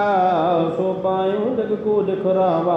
ਤੇ ਜਿਹੜਾ ਹੁਣ ਅੱਗੇ ਕਰਮ ਹੁਣ ਇੱਥੇ ਕੀਤਾ ਨਹੀਂ ਸਾਰਥਕ ਸਿੱਧ ਹੋਣਾ ਫਿਰ ਉਹ ਇੱਥੇ ਲੋਕਾਚਾਰੀ ਦੇ ਤੌਰ ਤੇ ਕਰਨ ਦਾ ਕੀ ਉਹਦਾ ਲਾਭ ਜੀ। ਮਮ ਸੰਸਾਰ ਜੋ ਮਮ ਸੰਸਾਰ ਸੁਨਾਹੀ ਕਜੂ ਤਿਹ ਕੀ ਕਿਉ ਕਰਹੁ ਉਰਲਾਜੂ। ਸਭ ਕਹਿਣ ਲੱਗੇ ਵੀ ਮੇਰੇ ਤਾਂ ਇਹ ਦੁਨਿਆਵੀ ਜਿਹੜਾ ਹੁਣ ਰਸਮ ਅਤੇ ਕਾਰਜ ਹੈ ਨਾ ਇਹ ਮੇਰੇ ਤਾਂ ਹੀ ਪ੍ਰਵਾਨ ਨਹੀਂ ਹੈ ਤੇ ਨਾ ਹੀ ਮੈਨੂੰ ਸਾਹਿਬ ਕਹਿਣ ਲੱਗੇ ਇਹ ਲੋਕ ਲਾਜ ਦੇ ਤੌਰ ਤੇ ਪਹਿਨਣ ਦੀ ਕੋਈ ਇਹਦੀ ਜ਼ਰੂਰਤ ਹੈ ਜੀ। ਸੰਗ ਨ ਤਗ ਜਗ ਸੰਗ ਨ ਤਗ ਜਬ ਜਮ ਗਹਿ ਕੂਟਾ ਕਹਾ ਨਾਮ ਹੋਇਓ ਜਗਤ ਤਗ ਟੂਟਾ। ਸਾਹਿਬ ਕਹਿਣ ਲੱਗੇ ਵੀ ਜਦੋਂ ਜੀਵ ਨੂੰ ਆ ਕੇ ਜਮਾ ਨੇ ਪਕੜਨਾ ਤੇ ਜਦੋਂ ਹੱਥੋਂ ਪਾਏ ਹੋਣਗੇ ਤੱਗ ਤਾਂ ਉਸੇ ਵੇਲੇ ਟੁੱਟ ਜਾਏਗਾ ਤਾਂ ਤੇ ਫਿਰ ਮੇਰੇ ਦਾਈ ਤੇ ਨਾਮ ਦਾ ਜਿਹੜਾ ਤੱਗ ਹੈ ਉਹ ਠੀਕ ਹੈ। ਇਹ ਜਿਹੜਾ ਹੁਣ ਤੁਹਾਡਾ ਕੱਚੇ ਸੂਤ ਦਾ ਤੱਗ ਹੈ ਨਾ ਇਹ ਮੇਰੇ ਤਾਈਂ ਹੁਣ ਨਹੀਂ ਲੋੜੀਦਾ ਜੀ। ਦੀਨ ਸੁਕੂਰੀ ਚੋਰੀ ਜਾਰੀ ਜਾਂ ਤੇ ਮਿਲੀ ਜਾਤ ਨ ਭਾਰੀ। ਫਿਰ ਜਿਨ੍ਹਾਂ ਜੀਵਾਂ ਨੇ ਪਹਿਨਿਆ ਚੋਰੀ ਵੀ ਕੀਤੀ ਜਾਰੀ ਵੀ ਕੀਤੀ ਪਰਤਨਗਾਮੀ ਵੀ ਵਿਚਾਰ ਭਰਿਆ ਜੀਵਨ ਵੀ ਜਿਉਇਆ ਤੇ ਫਿਰ ਉਹਨਾਂ ਤਾਈਂ ਤੇ ਬਹੁਤ ਜ਼ਿਆਦਾ ਫਿਰ ਸਖਤ ਕੀਤੇ ਕਰਮ ਦੀ ਸਜ਼ਾ ਯਾਤਨਾ ਦਾ ਪਾਉਂਦਾ ਸਜ਼ਾ ਮਿਲੀ ਜੀ। ਜਾਂ ਤੇ ਸਤਨਾਮ ਤਾਂ ਤੇ ਸਤਨਾਮ ਕਰਤਾਰਾ ਜਪਹੁ ਤਾਹੀ ਹੋਇ ਜਗਨ ਸਤਾਰਾ। ਸਭ ਲੱਗੇ ਸਾਰੇ ਵਿਚਾਰ ਨੂੰ ਤੁਸੀਂ ਤਿਆਗੋ ਛੱਡੋ ਤੇ ਉਸ ਕਰਤਾਰ ਦੇ ਸੱਚੇ ਨਾਮ ਦਾ ਆਰਾਧਨ ਕਰੋ ਜਿਹਦੇ ਆਰਾਧਨ ਕਰਕੇ ਇਸ ਵਿਕਾਰਾਂ ਤੋਂ ਜਿੱਥੇ ਨਿਜਾਤ ਮਿਲਦੀ ਹੈ ਤੇ ਉੱਥੇ ਉਸ ਪਰਵਤਗਾਰ ਦੇ ਚਰਨਾਂ ਵਿੱਚ ਨਿਵਾਸ ਮਿਲਦਾ ਹੈ ਜੀ। ਦੋਨੋਂ ਲੋਕ ਬਿਖੇ ਰਹਿ ਸੰਗਾ ਨਿਰਜਨ ਸਿਮਰਹੁ ਸੰਗੀ ਮੰਗਾ। ਤੇ ਇਹ ਸਤਨਾਮ ਉਸ ਕਰਤਾਰ ਦਾ ਜਪਿਆ ਨਾਮ ਦੋਹਾਂ ਲੋਕਾਂ ਦੇ ਵਿੱਚ ਜੀਵ ਦਾ ਮਦਦਗਾਰ ਬਣਦਾ ਸਹਾਈ ਬਣਦਾ ਹੈ ਜੀ। ਦਿਜ ਬਾਹਜ ਕੀ ਭੀਰ ਸੁਪੂਰੀ ਸੁਨ ਬਾਚ ਬਿਸਮੈਤਾ ਉਰ ਪੂਰੀ। ਜਦੋਂ ਬਾਲ ਗੁਰਦੇਵ ਨੇ ਬਚਨ ਸੁਣਾਏ ਹੈ ਤੇ ਬਹੁਤ ਇਹ ਜਿਹੜੇ ਪੰਡਤ ਇਰਦ ਗਿਰਦ ਬੈਠੇ ਸੀ ਤੇ ਬਹੁਤ ਜ਼ਿਆਦਾ ਚਿੱਤ ਵਿੱਚ ਚਕਤ ਹੋਏ ਹੈ ਜੀ। ਕੋ ਨ ਉਤਰ ਦੀਨ ਸਮਰਥਾ ਸਤ ਬਾਤ ਕਿਮੁ ਕਹਿ ਬਿਰਥਾ। ਹੁਣ ਕਿਸੇ ਦੇ ਵਿੱਚ ਹੁਣ ਸਮਤਾ ਨਹੀਂ ਹੈ ਕਿ ਉਹ ਹੁਣ ਇਸ ਸੱਚੇ ਬਚਨ ਦਾ ਆਪਣੇ ਤਰਕ ਦੇ ਨਾਲ ਜਵਾਬ ਦੇ ਸਕਣ। ਹੁਣ ਕਿਉਂਕਿ ਹੁਣ ਸੱਚ ਸੁਣਾਇਆ ਜਾ ਰਿਹਾ ਹੈ ਤੇ ਹੁਣ ਸੱਚ ਦੀ ਵਿਚਾਰ ਨੂੰ ਹੁਣ ਝੂਠਾ ਕਰਨ ਵਾਸਤੇ ਉਹਨਾਂ ਦੇ ਪਾਸ ਕੋਈ ਵੀ ਹੁਣ ਵਿਚਾਰ ਨਹੀਂ ਹੈ ਜੀ। ਪੁਨ ਤੇ ਕਾਲੂ ਜੋ ਕਾਲੂ ਗਿਆਤੀ ਸੋ ਬੋਲੇ ਨਿਜ ਬਾਤ ਸੁਹਾਤੀ। ਜਦੋਂ ਸਾਰੇ ਪੰਡਤ ਚੁੱਪ ਹੋ ਗਏ ਪੰਡਤ ਹਰਦਿਆਲ ਜੀ ਦੇ ਪਹਿਲੀ ਚੁੱਪ ਨੇ ਤੇ ਇਹ ਦੂਸਰੇ ਵੀ ਜਦੋਂ ਸ਼ਾਂਤ ਹੋ ਗਏ ਤੇ ਬਾਬੇ ਕਲਿਆਣ ਦਾਸ ਦੇ ਜਿਹੜੇ ਸਾਕ ਸੰਬੰਧੀ ਘਰ ਆਏ ਹੋਏ ਹੈ ਫਿਰ ਉਹਨਾਂ ਨੇ ਆਪਣੇ ਤਾਈਂ ਬਾਲ ਗੁਰੂ ਨਾਨਕ ਤਾਈਂ ਇੰਜ ਪ੍ਰੇਰਨਾ ਕੀਤਾ ਜੀ। ਸੁਣੀ ਸ਼੍ਰੀ ਨਾਨਕ ਪ੍ਰਵੀਨਾ ਤੋਰ ਅਤਰਕ ਕਿਰਾ ਰਸ ਭੀਨਾ। ਕਹਿਣ ਲੱਗੇ ਬਾਲ ਗੁਰਦੇਵ ਤੁਹਾਡੇ ਬਚਨ, ਹੁਣ ਉਸ ਵੇਲੇ ਦੇ ਨਾਨਕ ਹੀ ਕਹਿੰਦੇ ਸੀ, ਨਹੀਂ ਤਾਂ ਹੁਣ ਆਪਾਂ ਸਤਿਕਾਰ ਵਜੋਂ ਕਹਿੰਦੇ ਬਾਲ ਗੁਰੂ ਨਾਨਕ। ਹੁਣ ਉਹਦੇ ਕਰ ਐ ਨਾਨਕ ਵੀ ਤੇਰੇ ਬਚਨ ਤੇ ਬਹੁਤ ਹੁਣ ਯਥਾਰਥ ਹੈ, ਤੇ ਬਚਨ ਤੁਹਾਡੇ ਬਹੁਤ ਚਿੱਤ ਨੂੰ ਮੋਹ ਲੈਣ ਵਾਲੇ ਹੈ ਜੀ। ਤਦਪ ਜੋ ਤਬ ਪਿਤ ਖਰਚਿਓ ਦਰਬਾ ਜਗ ਪੀਤ ਹੇਤੋ ਹਿਤ ਲਖ ਸਰਬਾ। ਕਹਿ ਲਗੇ ਚਲੋ ਹੁਣ ਛੱਡੋ, ਹੁਣ ਇਹ ਪੰਡਤਾਂ ਕੋਲੇ ਜਾਂ ਜਨੇਊ ਨਹੀਂ ਹੈ ਜੇ ਤੁਸੀਂ ਪਹਿਨਣਾ ਚਾਹੁੰਦੇ ਹੋ ਤੇ ਤੁਸੀਂ ਇਸ ਨੂੰ ਪਹਿਨ ਲੈਣਾ ਕਰੋ ਜੋ ਪਹਿਨਾ ਰਹੇ ਆ। ਕਿਤਨਾ ਖਰਚ ਕੀਤਾ, ਅਸੀਂ ਸਾਰੇ ਆਏ ਆ, ਪੰਡਤ ਆਏ ਹੈ, ਕਿਤਨੀ ਸਮੱਗਰੀ ਸਾਜੋ ਸਮਾਨ ਭੋਜਨ ਪਾਣੀ ਤਿਆਰ ਕੀਤਾ, ਹੁਣ ਛੇਤੀ ਦੇ ਨਾਲ ਪਹਿਨ ਲੈਣਾ ਕਰੋ ਤੇ ਅਸੀਂ ਵੀ ਸਾਰਾ ਹੁਣ ਭੋਜਨ ਪਾਣੀ ਛਕ ਆਪਣੇ ਕੰਮ ਕਾਜ ਤੇ ਜਾਣਾ ਕਰੀਏ ਜੀ। ਮੈਂ ਪਹਿਰੋ ਤਬ ਹੋਈ ਅਕਾਜੂ ਜੋ ਤੁਮਰੇ ਪਿਤਾ ਕੀਨ ਸਮਾਜੂ। ਤੇ ਜੇ ਤੁਸੀਂ ਇਸ ਨੂੰ ਅੱਜ ਨਾ ਪਹਿਨੇ ਆ, ਹੁਣ ਇਹ ਰਿਸ਼ਤੇਦਾਰ ਸਾਕ ਸੰਬੰਧੀ ਕਹਿ ਰਹੇ ਹੈ, ਕਹਿਣ ਲੱਗੇ ਜੇ ਤੁਸੀਂ ਅੱਜ ਇਸ ਨੂੰ ਨਾ ਪਹਿਨਿਆ ਤੇ ਆ ਜਿਹੜਾ ਸਾਜੋ ਸਮਾਨ ਤਿਆਰ ਕੀਤਾ ਭੋਜਨ ਪਾਣੀ ਸਾਰਾ ਵਿਅਰਥ ਚਲਾ ਜਾਏਗਾ। ਤੇ ਤੁਹਾਡੇ ਪਿਤਾ ਤੇ ਤੁਹਾਡੀ ਮਾਤਾ ਤ੍ਰਿਪਤਾ ਦੇ ਚਿੱਤ ਨੂੰ ਕਿੰਨੀ ਜ਼ਿਆਦਾ ਭਾਰੀ ਠੇਸ ਪੁੱਜੇਗੀ ਜੀ। ਨਿਜ ਬਾਹਰ ਸਭ ਤੁਮ ਘਰ ਆਵਾ ਪਹਿਰਹੁ ਜੰਜੂ ਜਗ ਸੁਹਾਵਾ। ਆਦੇ ਤੁਸੀਂ ਛੇਤੀ ਦੇ ਨਾਲ ਆ ਦੇਖੋ ਕਿੰਨੇ ਪੰਡਤ ਗੁਰੂ ਜੀ ਆਏ ਆ ਜਿਹੜੇ ਆਪਣੇ ਖੱਤਰੀਆਂ ਦੇ ਗੁਰੂ ਪੰਡਤ ਸਦਵਾਉਂਦੇ ਆ, ਇਹਨਾਂ ਤੋਂ ਜਨੇਊ ਪਹਿਨੋ ਤੇ ਖੁਸ਼ੀ ਖੁਸ਼ੀ ਫਿਰ ਇਹਨਾਂ ਤਾਂ ਹੀ ਆਪਾਂ ਵਿਦਾ ਕਰੀਏ ਜੀ। ਜੋ ਨਜ ਕੇ ਕੋਲ ਚਲਹੇ ਨ ਚਾਲੀ ਜਾਤ ਪਾਤ ਤਿਹ ਘਰ ਕਰੈ ਨਿਰਾਲੀ। ਤੇ ਜੇ ਤੁਸੀਂ ਇਹ ਕੁਲ ਰੀਤ ਮੁਤਾਬਕ ਇਹ ਕਾਰਜ ਨਾ ਕੀਤਾ ਤੇ ਫਿਰ ਇਹਨਾਂ ਪੰਡਤਾਂ ਨੇ ਤੁਹਾਡੇ ਬਾਪ ਤੇ ਤੁਹਾਡੇ ਘਰ ਦੇ ਭਾਂਡੇ ਤਾਈਂ ਤਿਆਗ ਦੇਣਾ ਤੇ ਫਿਰ ਤੁਹਾਨੂੰ ਫਿਰ ਦੂਜੀਆਂ ਨੀਵੀਆਂ ਜਾਤੀਆਂ ਦੇ ਵਿੱਚ ਗਿਣਨਾ ਇਹਨਾਂ ਪ੍ਰਾਰੰਭ ਕਰ ਦੇਣਾ ਹੈ ਜੀ। ਨਰ ਸੰਪੂਰਨ ਨਰ ਸੰਪੂਰਨ ਅਰ ਪਰਵਾਰੂ ਹਰ ਕੈ ਉਰ ਕਰ ਰਹੋ ਗਰ ਧਾਰੂ। ਆਦੇ ਤੁਸੀਂ ਛੇਤੀ ਦੇ ਨਾਲ ਕੇਰਾ ਨੂੰ ਪਹਿਨ ਲੈਣਾ ਕਰੋ ਤੇ ਤੁਹਾਡੇ ਤਾਂ ਹੀ ਜਦੋਂ ਇਹ ਪਹਿਨ ਲਿਆ ਤੇ ਸਾਨੂੰ ਸਾਰਿਆਂ ਨੂੰ ਇਹਨਾਂ ਪੰਡਤਾਂ ਸਮੇਤ ਤੇ ਤੁਹਾਡੇ ਮਾਤਾ ਪਿਤਾ ਨੂੰ ਖੁਸ਼ੀ ਬਹੁਤ ਹੋਵੇਗੀ ਜੀ। ਨਾਦਰ ਨਾਦਰ ਸਭ ਕੋ ਬਦਿਓ ਹਲਾਸਾ ਮਿਟ ਜੇ ਹੈ ਮਿਟ ਜਾ ਹੈ ਮਨ ਹੋਏ ਉਦਾਸਾ। ਤੇ ਜਿਹੜਾ ਸਾਡੇ ਸਾਰਿਆਂ ਦੇ ਚਿੱਤ ਵਿੱਚ ਭਾਰੀ ਹੁਣ ਉਦਾਸੀ ਛਾਈ ਹੈ ਉਹ ਉਦਾਸੀ ਮਿਟ ਜਾਏਗੀ ਤੇ ਅਸੀਂ ਸਾਰੇ ਘੜੀ ਦੀ ਘੜੀ ਪ੍ਰਸੰਨ ਹੋ ਜਾਵਾਂਗੇ ਜੀ। ਇੱਕ ਬਾਰ ਕਰ ਪਾਏ ਜਨੇਊ ਪੁਨ ਕਰੀਏ ਇੱਛਾ ਉਰਜੇਊ। ਇੱਕ ਵਾਰ ਪਹਿਨ ਲੈਣਾ ਕਰੋ, ਬਾਅਦ ਵਿੱਚ ਤੁਸੀਂ ਨਾ ਪਹਿਨਾ ਉਸੇ ਛੇਤੀ ਉਤਾਰ ਦੇਣਾ ਤੇ ਸਾਰਿਆਂ ਦੀ ਇੱਛਾ ਪੂਰੀ ਹੋ ਜਾਏਗੀ ਤੇ ਤੁਸੀਂ ਵੀ ਫਿਰ ਆਪਣੇ ਚਿੱਤ ਵਾਲੀ ਵਿਚਾਰ ਪੂਰੀ ਕਰ ਲੈਣਾ ਜੀ। ਅਸ ਸੁਨ ਕਰ ਗਿਆ ਤਿਨ ਕੇ ਬੈਨਾ ਗਿਆ ਤਿਨ ਕੇ ਬੈਨਾ ਪੁਨ ਬੋਲੇ ਸ਼੍ਰੀ ਪੰਕਜ ਨੈਨਾ। ਇਹ ਹੁਣ ਰਿਸ਼ਤੇਦਾਰਾਂ ਨੇ ਆਪਣੇ ਨੂੰ ਬਾਲ ਗੁਰਦੇਵ ਤਾਈਂ ਹੁਣ ਪ੍ਰੇਮ ਸਹਿਤ ਹੁਣ ਮਨਾਉਣਾ ਚਾਹਿਆ ਤੇ ਅੱਗੋਂ ਉਹਨਾਂ ਦੇ ਕਹੇ ਹੋਏ ਸਵਾਲਾਂ ਦਾ ਜਵਾਬ ਸੋਹਣੇ ਨੇਤਰਾਂ ਵਾਲੇ ਬਾਲ ਗੁਰਦੇਵ ਜਨਾਉਣ ਲੱਗੇ ਹੈ ਜੀ। ਸ਼੍ਰੀ ਮੁਖਵਾਕ ਮਹੱਲਾ ਪਹਿਲਾ ਲੱਖ ਚੋਰੀਆਂ ਲੱਖ ਜਾਰੀਆਂ ਲੱਖ ਕੋੜੀਆਂ ਲੱਖ ਗਾਲ। ਸਭ ਕਹਿਣ ਲੱਗੇ ਵੀ ਮੇਰੇ ਤੇ ਦੱਸੋ ਤੇ ਸੇ ਪਹਿਲਾਂ ਤੁਸੀਂ, ਮੈਂ ਇਹਦੇ ਤਾਈਂ ਪੰਡਤਾਂ ਉਹ ਤੋਂ ਵੀ ਮੈਂ ਪੁੱਛਿਆ, ਹੁਣ ਤੁਸੀਂ ਵੀ ਮੇਰੇ ਤੇ ਜਨੇਊ ਪਹਿਨਣ ਦੀ ਗੱਲ ਕਹਿ ਰਹੇ ਹੋ ਪਰ ਮੇਰੇ ਤੇ ਦੱਸੋ ਤਾਂ ਸਹੀ ਵੀ ਇਹਦਾ ਮਹੱਤਵ ਕੀ ਹੈ। ਹੁਣ ਉਂਝ ਇਸ ਰਸਮ ਨੂੰ ਨਿਭਾਉਣ ਦਾ ਕੀ ਲਾਭ, ਲੱਖ ਚੋਰੀਆਂ ਲੱਖ ਜਾਰੀਆਂ, ਜੇ ਜੀਵ ਨੇ ਲੱਖਾਂ ਹੀ ਚੋਰੀਆਂ ਕਰਨੀਆਂ ਫਿਰ ਪਰਤਨਗਾਮੀ ਵੀ ਹੋਣਾ, ਲੱਖ ਚੋਰੀਆਂ ਲੱਖ ਜਾਰੀਆਂ ਲੱਖ ਕੂੜੀਆਂ ਲੱਖ ਗਾਲ ਤੇ ਫਿਰ ਬਹੁਤ ਅਪਸ਼ਬਦ ਵੀ ਬੋਲਣੇ ਹੈ ਜੀ। ਲੱਖ ਠਗੀਆ ਪਹਿਨ ਮਿਆ ਰਾਤ ਦਿਨ ਸਜੀ ਨਾਲ। ਤੇ ਦਿਨ ਰਾਤ ਫਿਰ ਬਹੁਤ ਸੰਗ ਹੋ ਕੇ ਫਿਰ ਮਨੁੱਖਤਾ ਦਾ ਘਾਣ ਵੀ ਜੇ ਕਰਨਾ ਹੈ ਜੀ। ਤਾਗੁਕ ਬਾਹੋ ਕਤੀਆ ਬਾਹਮਣ ਵਡਿਆਈ। ਤੇ ਇਹ ਪੰਡਤ ਜੀ ਤਾਂ ਹੁਣ ਕਪਾਹ ਦਾ ਸੂਤ ਕੱਤ ਕੇ ਤੇ ਆ ਵੱਟ ਕੇ ਧਾਗਾ ਲੈ ਆਏ ਹੈ ਜੀ। ਕੋਹੇ ਬੱਕਰਾ ਰਨ ਖਾਇਆ ਸਭ ਕੋ ਆਖੈ ਪਾਏ। ਇਹ ਤਾਂ ਫਿਰ ਸੂਤ ਕੱਤ ਕੇ ਕਪਾਹ ਦਾ ਧਾਗਾ ਲੈ ਆਉਂਦੇ ਐ ਤੇ ਜਜਮਾਨਾ ਤਾਂ ਕਹਿੰਦੇ ਕਿ ਹੁਣ ਤੁਸੀਂ ਪਹਿਨੋ ਤੇ ਫਿਰ ਬੱਕਰਾ ਵੀ ਕਹਿੰਦੇ ਲਿਆਓ ਤੇ ਕਿਉਂਕਿ ਇਹ ਵੀ ਉਸ ਵੇਲੇ ਰਸਮ ਸੀ ਵੀ ਜਦੋਂ ਜੀਵ ਤਾਈਂ ਜਨੇਊ ਪਹਿਨਾਇਆ ਜਾਂਦਾ ਸੀ ਤੇ ਬੱਕਰਾ ਵੀ ਹਲਾਲ ਕੀਤਾ ਜਾਂਦਾ ਸੀ ਕਿਉਂਕਿ ਬੱਕਰਾ ਛਕਾਇਆ ਜਾਂਦਾ ਸੀ। ਹੁਣ ਬਹੁਤ ਬਲੀ ਦਿੱਤੀ ਜਾਂਦੀ ਸੀ ਬੱਕਰੇ ਦੀ ਜਿਹਨੂੰ ਆਪਾਂ ਕਹਿੰਦੇ ਕਿ ਪਾਰਟੀ ਕੀਤੀ ਜਾਂਦੀ ਸੀ, ਹੁਣ ਜਨੇਊ ਦੇ ਬਹਾਨੇ ਹੁਣੇ ਪਾਰਟੀ ਵੀ ਕੀਤੀ ਜਾਂਦੀ ਸੀ। ਤਾਂ ਗੁਰਦੇਵ ਕਹਿਣ ਲੱਗੇ ਵੀ ਇਹਦਾ ਮੇਰੇ ਤਾਂ ਕੀ ਲਾਭ ਹੈ, ਵੀ ਬ੍ਰਾਹਮਣ ਤੇ ਆ ਜਾਂਦਾ ਤਾਗਾ ਕੱਤ ਕੇ ਲੈ ਆਉਂਦਾ, ਜਜਮਾਨਾਂ ਦੇ ਘਰ ਬੈਠਦਾ ਤੇ ਆਪਣੇ ਤਾਈਂ ਫਿਰ ਜੰਝੂ ਦੀ ਰਸਮ ਕਰਨ ਵਾਸਤੇ ਬੱਕਰੇ ਤਾਈਂ ਹਲਾਲ ਵੀ ਕਰਵਾਉਂਦਾ ਹੈ ਜੀ। ਹੋਏ ਪੁਰਾਣਾ ਸੁਟਿਆ ਭੀ ਫਿਰ ਪਾਈਐ ਹੋਰਾ। ਤੇ ਕੁਝ ਸਮੇਂ ਬਾਅਦ ਇਹ ਜੰਝੂ ਪੁਰਾਣਾ ਹੋ ਜਾਂਦਾ ਤੇ ਫਿਰ ਕਹਿੰਦਾ ਕਿ ਲਿਆਓ ਬੱਕਰਾ ਵੀ ਨਵਾਂ ਹੈ ਤੇ ਫਿਰ ਇਹ ਰਸਮ ਵੀ ਨਿਭਾਉਣੀ ਦੁਬਾਰੇ ਹੈ ਤੇ ਫਿਰ ਇਹ ਆਪਣੇ ਤਾਈਂ ਫਿਰ ਜਜਮਾਨਾਂ ਦੇ ਘਰ ਦਰਸ਼ਨ ਦਿੰਦਾ ਹੈ ਜੀ। ਨਾਨਕ ਤਗ ਨ ਟੁੱਟੇ ਜੇ ਤਗ ਹੋਵੇ ਜੋਰਾ। ਸਾਹਿਬ ਕਹਿਣ ਲੱਗੇ ਜਿਸ ਤੱਗ ਵਿੱਚ ਜ਼ੋਰ ਹੋਵੇ ਤਾਂ ਨਾ ਇਹ ਮੈਲੇ ਹੋਵੇ ਤੇ ਨਾ ਫਿਰ ਇਹ ਟੁੱਟੇ ਹੀ, ਤਾਂ ਤੇ ਫਿਰ ਇਹ ਮੇਰੇ ਤਾਈਂ ਜਨੇਊ ਹੁਣ ਕਿਸੇ ਵੀ ਹਾਲਤ ਵਿੱਚ ਨਹੀਂ ਪਹਿਨਿਆ ਜਾਏਗਾ ਜੀ। ਚੌਪਈ ਲੋਕਾ ਰੀਤ ਜੋ ਜਗ ਪਵਿਤਾ ਹੋਈ ਪੁਰਾਤਨ ਟੁੱਟਤ ਨੀਤਾ।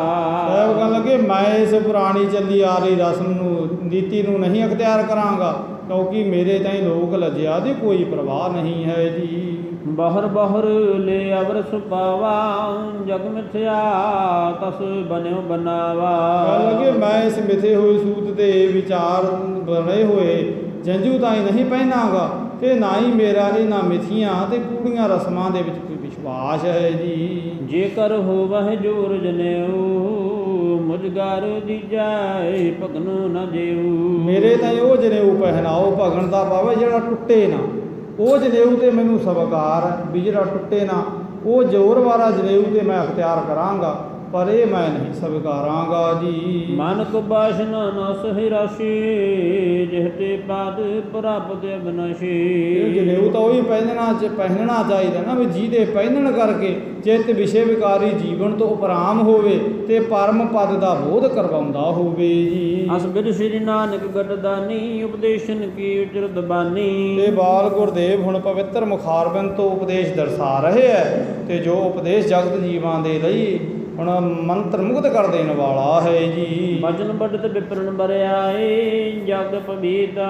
ਦਿਓ ਪਹਿਰਾਈ। ਔਰ ਇਧਰ ਪੰਡਤ ਆਪਣੇ ਮੈਨੂੰ ਜੋਰੇ ਜਮਾਇਸ਼ ਕਰ ਰਹੇ ਕਿ ਛੇਤੀ ਦੇ ਨਾਲ ਪਹਿਨਾਇਆ ਜਾਏ ਤਾਂ ਕਿ ਤਿਆਰ ਕੀਤਾ ਭੋਜਨ ਪਾਣੀ ਛਕ ਤੇ ਜਜਮਾਨਾਂ ਤੋਂ ਲੈ ਦਕਸ਼ਨਾ ਅਸੀਂ ਘਰ ਜਾਣਾ ਕਰੀਏ ਜੀ। ਜਿਨ ਭਏ ਤਬਹਿ ਸੁਖ ਸਦਨਾ ਦਿਜ ਦੰਬਨ ਕੋ ਕੀਨ ਨਿਕਦਨਾ। ਤੇ ਇਧਰ ਜਦੋਂ ਬਹੁਤਾ ਜ਼ੋਰ ਲਾਇਆ ਗਿਆ ਪਰ ਨਹੀਂ ਪਹਿਨਿਆ, ਹੁਣ ਪਹਿਨਾਉਣ ਦਾ ਬੜਾ ਜ਼ੋਰ ਲੱਗਿਆ, ਰਿਸ਼ਤੇਦਾਰਾਂ ਨੇ ਵੀ ਕਿਹਾ ਪਰ ਨਹੀਂ ਕਿਸੇ ਦੀ ਗੱਲ ਨੂੰ ਸਵੀਕਾਰਿਆ।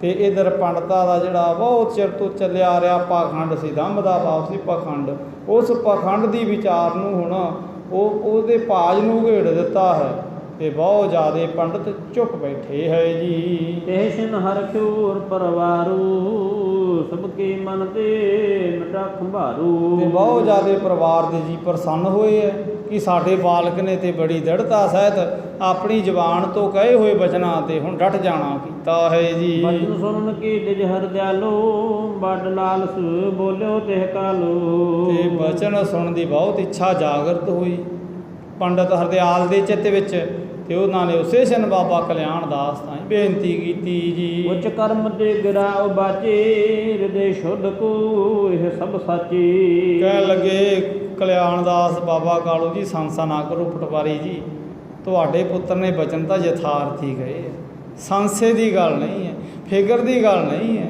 ਵੀ ਇਹ ਗੱਲ ਬਿਲਕੁਲ ਯਥਾਰਥ ਹੈ ਇਹਨਾਂ ਦੀ ਵੀ ਇਹ ਹੁਣ ਮੈਲਾ ਵੀ ਹੁੰਦਾ ਹੈ, ਟੁੱਟ ਵੀ ਜਾਂਦਾ ਤੇ ਜੀਵ ਦੇ ਜੀਵਨ ਦਾ ਇਹ ਸਵਾਰਦਾ ਵੀ ਕੁਝ ਨਹੀਂ ਜੀ। ਜੋ ਜਗ ਕਾਨ ਸਿੰਥਲਾ ਸੰਗਾ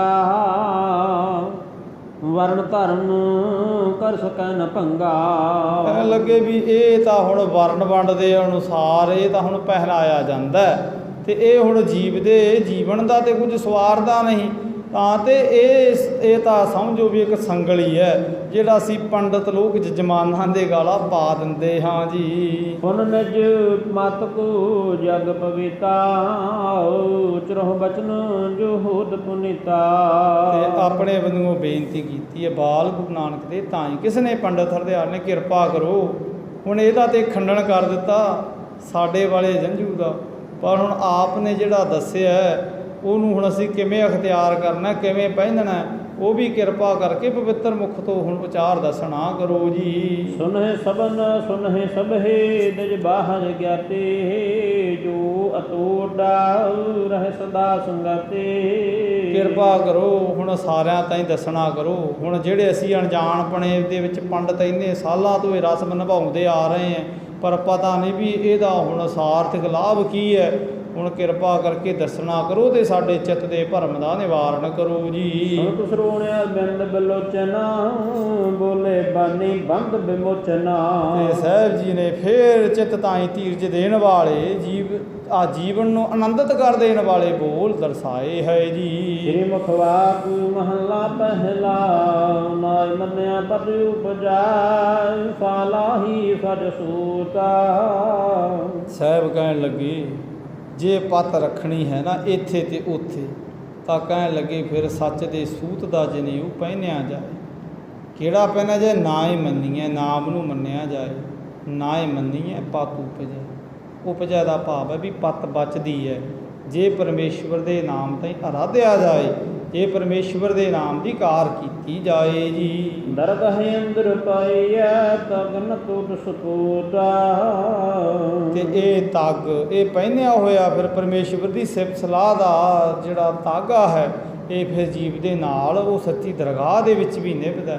ਜਿੱਥੇ ਇੱਥੇ ਪੱਤ ਰਹਿੰਦੀ ਹੈ ਉੱਥੇ ਵੀ ਫਿਰ ਜੀਵ ਤਾਈਂ ਇਹ ਪਰਮੇਸ਼ਵਰ ਦੇ ਨਾਮ ਰੂਪੀ ਤਾਗੇ ਦਾ ਕੀਤਾ ਹੋਇਆ ਜਾਪ ਫਿਰ ਜੀਵ ਤਾਈਂ ਉੱਥੇ ਨਾਲ ਨਿਭਦਾ ਹੈ ਜੀ। ਚੌਪਈ ਜਿਨ ਅਸ ਪਾਇਓ ਜਗ ਪਵਿਤਾ, ਸੋ ਸਭ ਥਾਨ ਵਿਖੈ ਨਿਰਭੀਤਾ।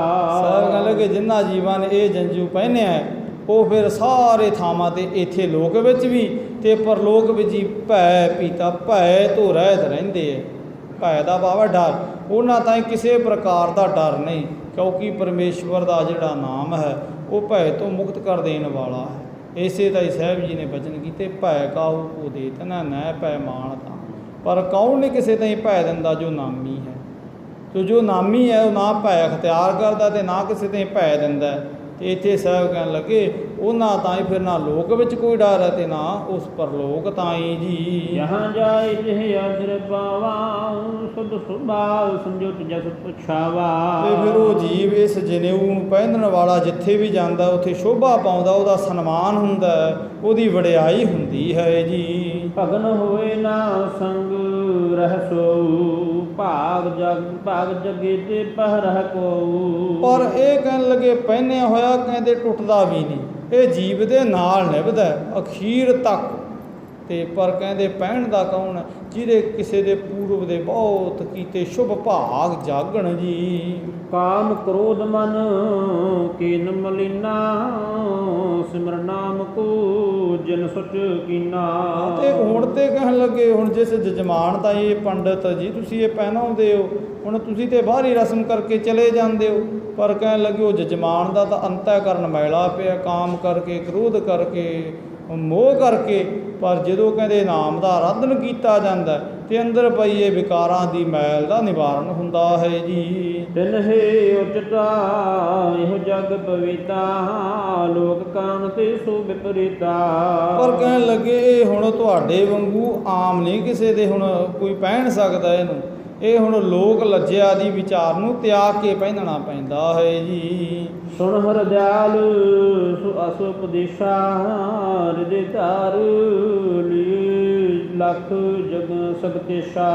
ਤੇ ਸਾਹਿਬ ਜੀ ਦੇ ਪਵਿੱਤਰ ਬਚਨਾਂ ਨੂੰ ਜਦੋਂ ਸੁਣਿਆ ਤੇ ਪੰਡਤ ਹਰਦਿਆਲ ਨੇ ਆਪਣੇ ਹਿਰਦੇ ਰੂਪੀ ਘਰ ਦੀ ਸੇਜਾ ਤੇ ਟਿਕਾਇਆ ਉਪਦੇਸ਼ ਨੂੰ ਹੈ ਜੀ। ਧੰਨ ਧੰਨ ਪੁਨ ਧੰਨ ਵਖਾਨਹਿ, ਆਪਨ ਗਤ ਤੁਮ ਆਪ ਆਪਹ ਜਾਣਹਿ। ਕਹਿ ਲਗੇ ਧੰਨ ਹੋ ਧੰਨ ਹੋ ਧੰਨ ਹੋ, ਤੁਹਾਡੀ ਮਹਿਮਾ ਤੁਸੀਂ ਆਪ ਹੀ ਜਾਣਦੇ ਹੋ।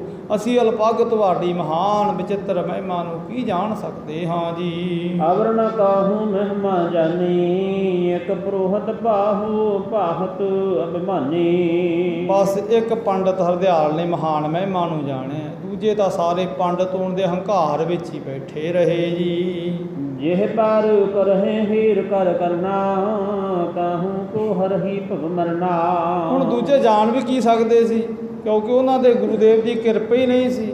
ਹੁਣ ਕਿਰਪਾ ਦੀ ਦ੍ਰਿਸ਼ਟੀ ਇਕੱਲੇ ਹਰਦਿਆਲ ਦੇ ਸੀ, ਤੇ ਹਰਦਿਆਲ ਨੇ ਫਿਰ ਸੱਚੇ ਜਨੇਊ ਦੀ ਵਿਚਾਰ ਸਮਝੀ ਹੈ ਤੇ ਆਪਣੇ ਤੇ ਅਖਤਿਆਰ ਕੀਤੀ ਹੈ ਜੀ। ਏਜਨ ਕਾਲੋ ਬਚਨੇ ਉਚਾਰਾ ਭੋਜਨ ਪਾਸ ਗੁਰੂ ਤਿਆਰਾ। ਤੇ ਜਦੋਂ ਇੱਧਰ ਪੰਡਤ ਹਰਦਿਆਲ ਜੀ ਬੜੇ ਪ੍ਰਸੰਨ ਹੋਏ ਤੇ ਹੁਣ ਨਿਸ਼ਾ ਕਰਵਾਈਏ ਕਿ ਤੁਹਾਡੇ ਪੁੱਤਰ ਠੀਕ ਕਹਿ ਰਹੇ ਹੈ ਵੀ ਆਹ ਜਨੇਊ ਜੇ ਹੁਣ ਇਹ ਕਹਿ ਰਹੇ ਹੈ ਪਹਿਨਣ ਦੀ, ਨਾਏ ਮੰਨੀਐ ਪਾਤੂ ਭਜੈ ਸਲਾਹੀ ਸੱਚ ਸੂਤ, ਵੀ ਇਹ ਜਨੇਊ ਹੁਣ ਪਹਿਨਿਆ ਜਾਏ ਤੇ ਇਹ ਜਨੇਊ ਬਿਲਕੁਲ ਠੀਕ ਹੈ। ਜਦੋਂ ਪੰਡਤ ਹਰਦਿਆਲ ਜੀ ਨੇ ਇਹ ਕਹਿ ਦਿੱਤਾ ਤੇ ਬਾਬਾ ਕਲਿਆਣ ਦਾਸ ਕਹਿਣ ਲੱਗੇ ਠੀਕ ਹੈ ਇਹੀ ਪਹਿਨਾਂਗੇ, ਫਿਰ ਕੋਈ ਨਹੀਂ ਸਮਾਂ ਆਉਣ ਦਿਓ।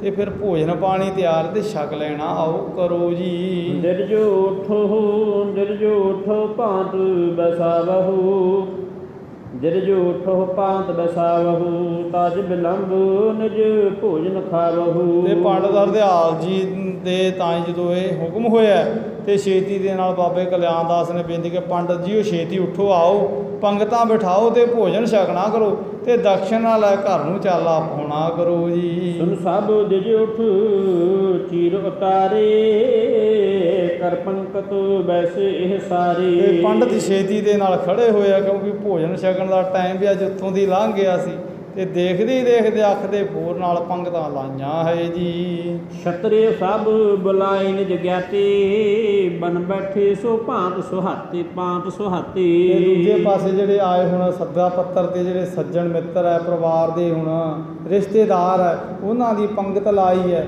ਉਹ ਵੀ ਬਹੁਤ ਸੋਹਣੇ ਸਜੇ ਬੈਠੇ ਪੰਗਤ ਵਿੱਚ ਹੈ ਜੀ। ਅਨਕ ਭਾਂਤ ਪੁਰਾਤਨ ਪਰਤ ਪਾਤਰਨ ਧਰ ਆਗੇ, ਸੁਪਵਾ ਸੁਪਕਾਰ ਸਭ ਪਰ ਸੁਣ ਲਾਗੇ। ਹੁਣ ਬਹੁਤ ਸੋਹਣੀਆਂ ਪਤਲਾਂ ਰੱਖੀਆਂ, ਹੁਣ ਇਹ ਅੱਜ ਵਾਂਗ ਤਾਂ ਹੈ ਨਹੀਂ ਸੀ ਕਿ ਬਹੁਤੇ ਭਾਂਡੇ ਹੁਣੇ ਰੱਖਣੇ, ਪਤਲਾਂ ਹੀ ਚੱਲ ਰਹੀਆਂ ਸੀ, ਪਤਲਾਂ ਰੱਖੀਆਂ ਤੇ ਜਿਹੜਾ ਹੁਣ ਸੋਹਣੀ ਰਸੋਈ ਪਾਕਸ਼ਾਲ ਤਿਆਰ ਕੀਤੀ ਹੈ ਤੇ ਉਹ ਉਹਨਾਂ ਪਤਲਾਂ ਦਾ ਹੀ ਪਰੋਸਣ ਲੱਗੇ ਹੈ ਜੀ। ਪਾਇਸ ਤਾਉ ਪਾਇਸ ਸਿਤਾਉ ਕ੍ਰਿਤ ਬਿਦ ਸੰਗਾ, ਸ਼ਬਦ ਪਰਸੋਗੇ ਸੰਗ ਉਮੰਗਾ। ਪਾਇਆ ਕੀ ਗਿਆ ਪਤਲਾਂ ਦੇ ਵਿੱਚ ਖੀਰ ਪਾਈ ਹੈ, ਘਿਓ ਖੰਡ ਪਾਇਆ ਹੈ ਤੇ ਹੋਰ ਹੁਣ ਜਿਹੜੇ ਸੋਹਣੇ ਪ੍ਰਸ਼ਾਦੇ ਤਿਆਰ ਕੀਤੇ ਉਹ ਵੀ ਟਕਾਏ ਹੈ ਜੀ।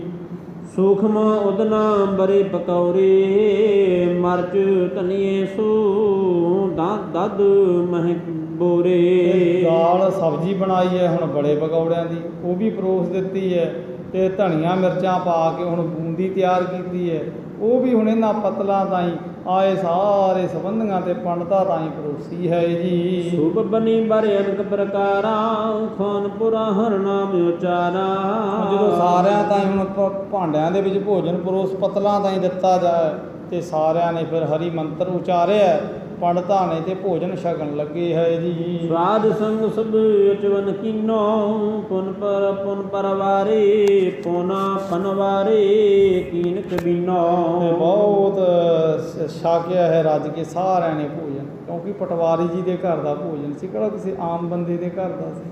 ਹੁਣ ਪਟਵਾਰੀ ਜੀ ਨੇ ਹੁਣ ਬਹੁਤ ਜ਼ੋਰ ਲਾ ਕੇ ਹੁਣ ਸਾਜੋ ਸਮਾਨ ਮੰਗਵਾਇਆ ਸੀ ਤੇ ਤਿਆਰ ਵੀ ਕੀਤਾ ਸੀ, ਕਿਉਂਕਿ ਇਕਲੌਤਾ ਹੀ ਪੁੱਤਰ ਸੀ। ਹੁਣ ਜਦੋਂ ਜੰਝੂ ਤੇ ਨਹੀਂ ਪਹਿਨਿਆ ਤੇ ਹੁਣ